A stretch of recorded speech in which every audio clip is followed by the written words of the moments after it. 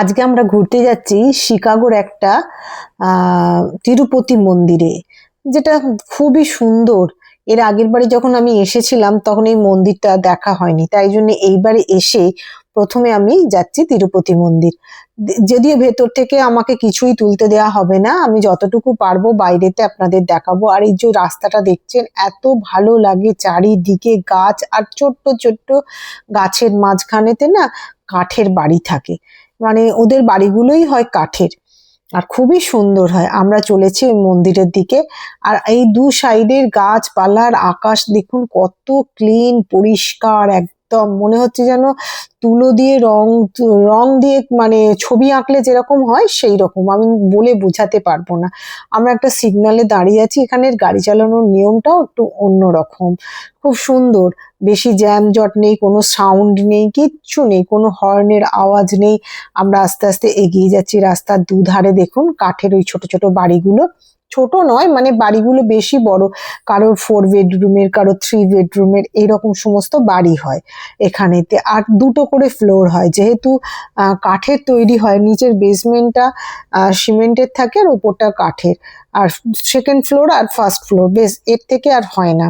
এই দেখুন আমরা যেতে যেতে একটা মার্কেট মতো ছিল, সেইখানে এসেছি, মানে তার পাশ দিয়েই যাচ্ছিলাম।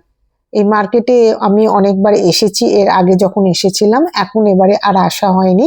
এবার একদিন ঠিক টাইম করে যাব। একটুখানি আমরা সিগনালে দাঁড়িয়ে আছি, তাই আমি এখানেতে একটু ভিডিওটা করে নিলাম। দেখুন এই এক সাইড দিয়ে গাড়ি যাচ্ছে আর ওই সাইডে গাড়িগুলো দাঁড়িয়ে আছে।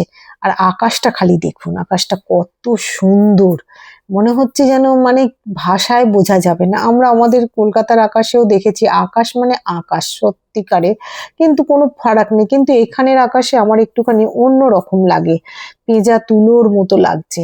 দেখতে দেখতে আমাদের সিগন্যাল থেকে আমরা বেরিয়ে গেছি, যাব এবার সেই মন্দিরের দিকে।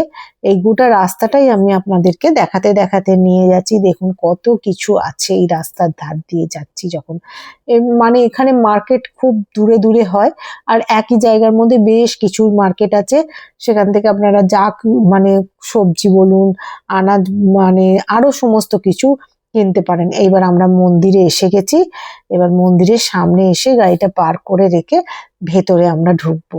এই মন্দিরের ভেতরে কিন্তু ছবি তোলা নিষেধ, এখানে ছবি তুলতে দেয় না, সেই জন্য যতটুকু পেরেছি বাইরে থেকে ছবিটা তুলেছি। কি সুন্দর লাগছে দেখুন, গাড়ি থেকেই তুলেছি ছবিটা যাওয়ার সময়। আমার সব থেকে বেশি ভালো লাগছে সবুজ আর এই আকাশের